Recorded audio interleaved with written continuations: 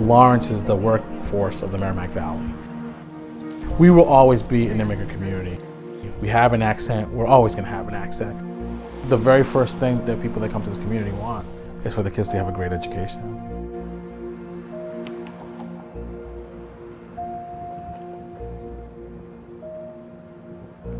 When I first came to Lawrence, there was a real stigma, not just around parents, but around the city in general. And around parents, people were saying that they didn't care about their kids' education. But what I found was that was completely not true. The schools had not done a good job of asking parents to come in and partner with them. They were saying basically, give us your kid and we'll give them back to you at 3 o'clock. And so parents didn't feel welcome. And so when I came, what we tried to do was change the culture of that, where we recognize parents as partners in the work. We need you to partner with us on the journey to ensure that your children do well. If your child thinks you value school, they will too. They want to make you proud. If it matters to you, it matters to them. We've seen incredible parental commitment to our students, and I would argue that a big reason why the schools have improved so much is because of that parent engagement. The system doesn't work without you guys. This is really only as good as you guys can make it. And so this system is not just the public school system, it's really your public school system. There's about 25,000 jobs in the city. Only 30% of the residents of Lawrence occupy those jobs. So 70% of the people that have jobs in the city of Lawrence don't live here. And sometimes we make an assumption about a skills gap and people not being able to fill that, but I think it's an access gap. How do we create opportunities for that access gap to be filled? If you were looking for work, you have a really good resource in our community, something that we never had before. And that's the Lawrence Working Families Initiative. And what they do is they help you troubleshoot how to get a job. And they were at 60 Island Street, the Family Resource Center. When you're a newcomer into the city, you're not sure what the resources are. You don't know the community, so it's almost like a one-stop shop. You're coming in because you need to get your kids into school, you need to register them. But at the same time, you may have a situation where mom may not have a job, dad may not have a job, or they may need housing. We're able to work with the parent and help them navigate the resources that the community has to offer. Children are going to do better in school when their families are more stable. And so there's energy and resources going into supporting the kids and helping them achieve academically, but there's also energy and resources that's going into helping the family figure out how to progress and stabilize economically. The Family Resource Center came from the community partners coming together to make families feel welcome into the system, to make families feel like they belong in the school. We really needed to do what we could do to provide our parents and our families an engagement strategy, as well as provide the receiver with really strong community, city, and public support for what he was trying to do. And we really felt like it was an opportunity that we couldn't pass up. The school is part of the community, and we need to address our students' needs wherever they may be, so that outside organizations working with us can guarantee that our students really excel academically. It's a process whereby working together is certainly better than working alone. Could the schools reimagine themselves as a place not just where kids come, but real community centers, and a place where parents are also coming to get access to resources that they need to succeed? We had to start by building the demand side first, by doing this work around parent engagement and getting the parents to come in and own space and own practices in the schools and invest in that. Parents want to offer more. Parents want to help more, but a lot of times the schools don't ask enough. The schools are actually afraid of sometimes of asking because they don't want to burden you, they don't want to give you too much responsibility. Our fundamental belief is really about building relationships, increasing people's social capital. Think about what's happening in these moments. We want to create a network of a lot of people getting involved in different ways that then can be brought together and mobilized for larger community change efforts. I'm here because I think it's very important that we get involved. I can tell that my kids get very excited when I tell them I'm going to their school. So I like that. I like the excitement that is around that. And it's an opportunity that my mother didn't have with us, so I want to make sure that I take the opportunity with my kids. My mother was not involved because she couldn't. She had 3 jobs. And how many are? 4 kids. I would have loved for her to be able to, so I feel like that I have the opportunity to do it, then why not? Before, my other job didn't let me go to any PTO meeting because of my schedule. I wasn't gonna make them, and it was always the same information that I was like, okay, why go? We were sort of frustrated with these old models of formal PTAs where, you know, I'm standing up there talking for 30 minutes about things I could put in a letter. It didn't seem like there was a genuine interaction. We never really got into teaching and learning and community building as partners. So many parents want to help, but they can't, or they don't know how. In the schools, they want, but they don't know how. So it's like everybody wants, but nobody knows. So there's like, what I see the biggest piece is the connection in between the parents and the school.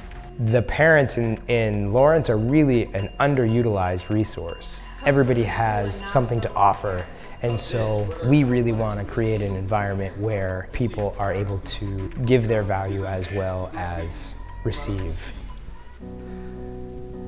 My name is Jennifer Jimenez. I have 2 children. I have a girl, she's 8 years old. I have a boy, he's 11 months. I was in a really bad domestic violence situation. So bad that I ended up in shelter with my now 8-year-old. We were in shelter for a total of 3 years. I was very lost in shelter. Everything was going wrong. Everything. You can't have any type of stability if you don't have a home. I found a lot of dead-end jobs. I couldn't understand why it was so difficult to get a job again. I knew I was doing something wrong. I just didn't know what it was. I went to the resource center to look for a job. I kind of was just, I don't even know, maybe I was looking for hope.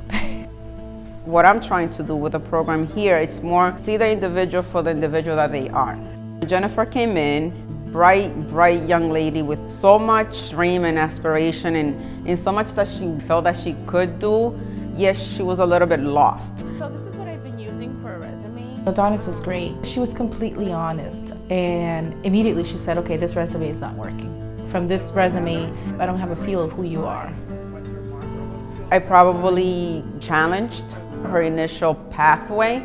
It's not me telling Jennifer what she needed to do. It was me working with Jennifer and asking the right questions so she can tell herself what she needed to do.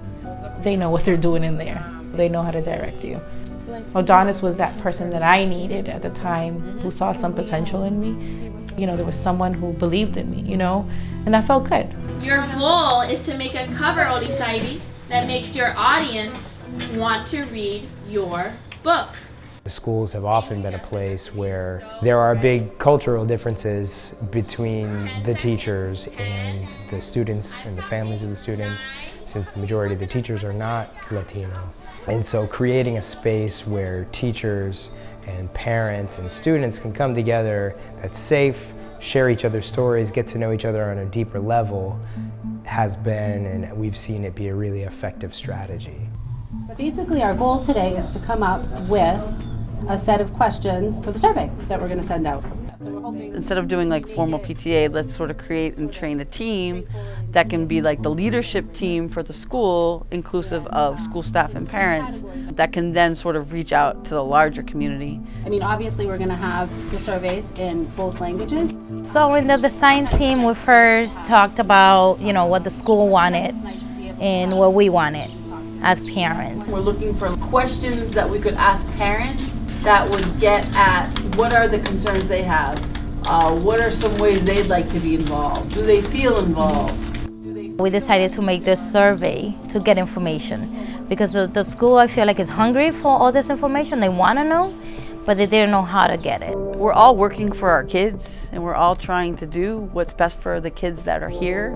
And I think this has just been a way for us to really understand more deeply what it is that parents were hoping their child's school experience would be like. And it was a way for parents to understand what our role played in that a little bit more clearly.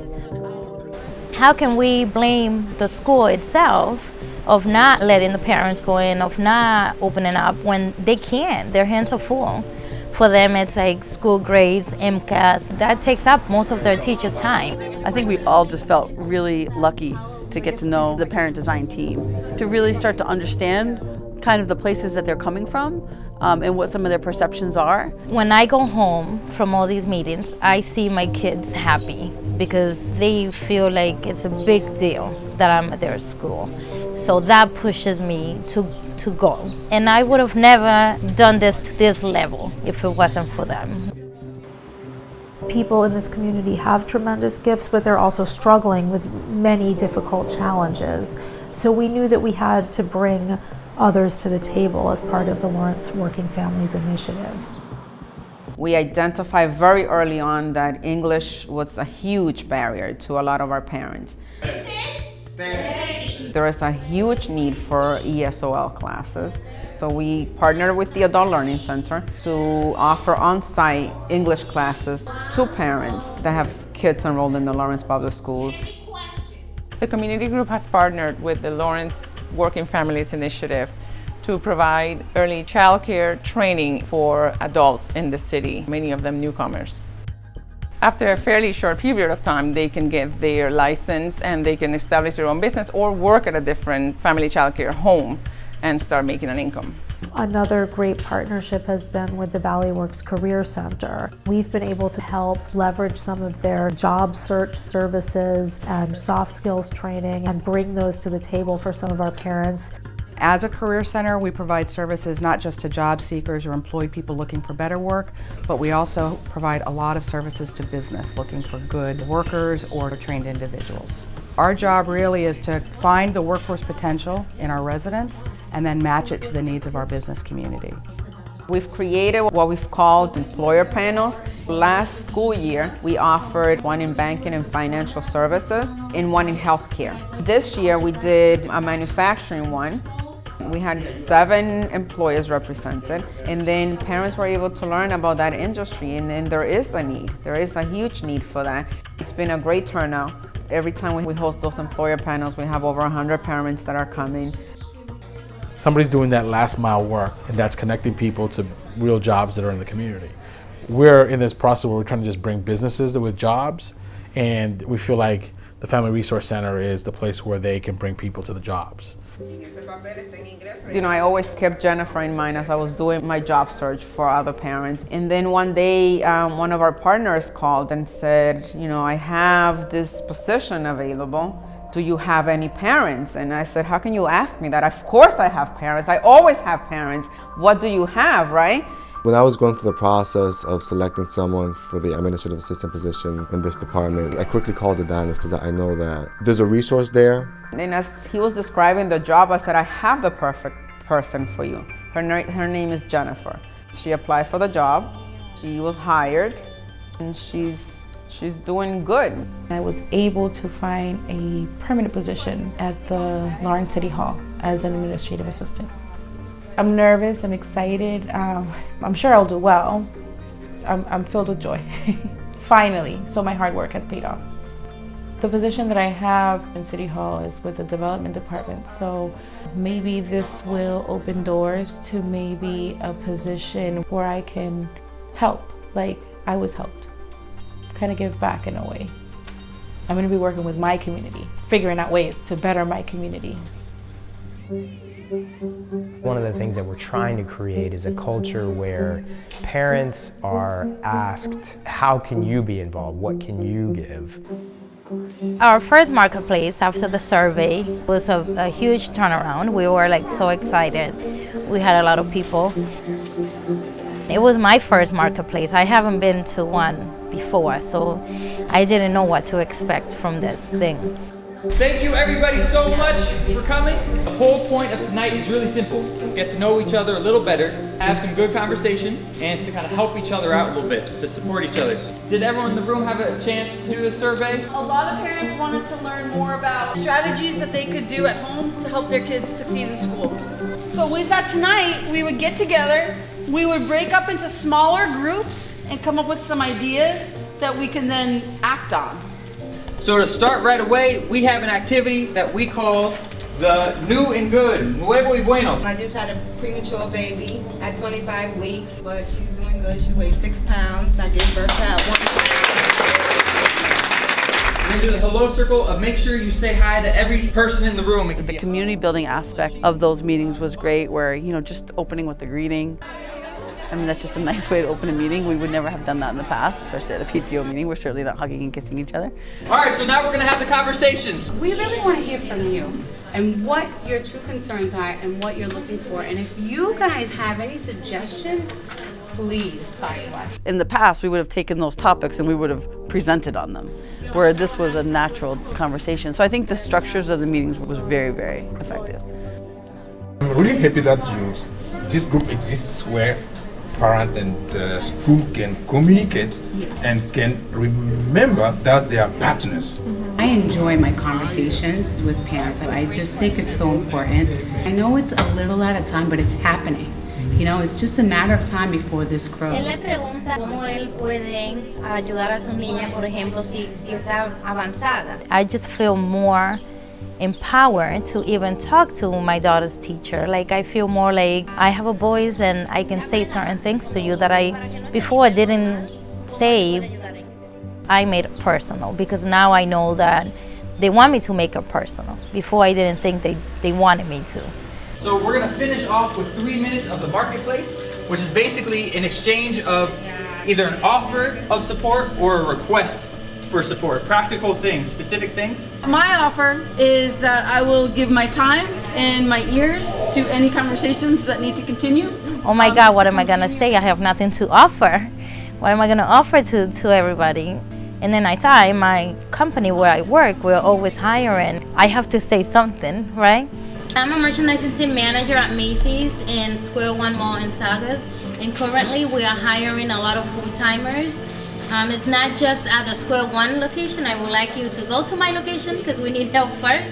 But in every Macy's around, so if you guys need help or assistance on filling out the application or getting connected with the managers in different stores, I know people that can get you there. It felt really good to me. Like, I felt like, wow, this is good. Like, I never thought that nobody was gonna even be interested. Thank you guys. Yeah. Being in that meeting and being how much I could offer to them and how excited they were and the connection I made with the other parents, it just makes me feel like it's important for everybody to be connected. And we all have something to offer, and there's always somebody out there that needs help.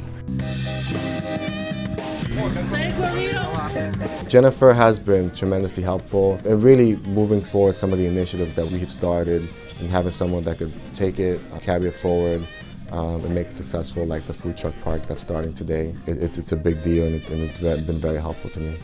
This is where I'm from, and I'm so proud of it. There's great people here, and this town has a lot of potential.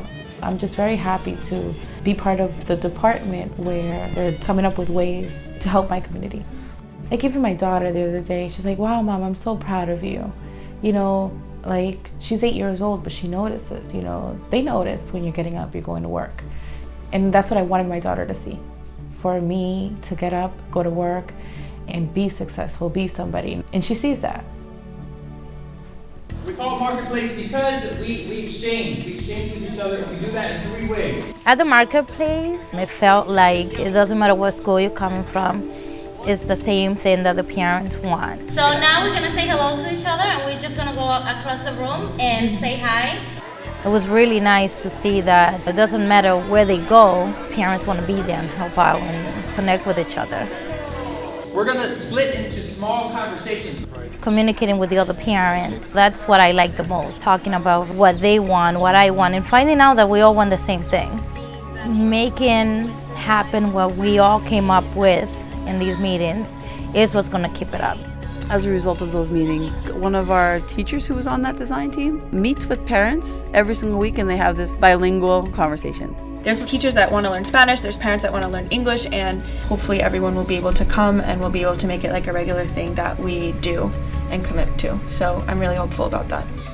Catherine talked about having these weekly Clean Up Guilmette community meetings over the summer where, teachers and parents are together with kids.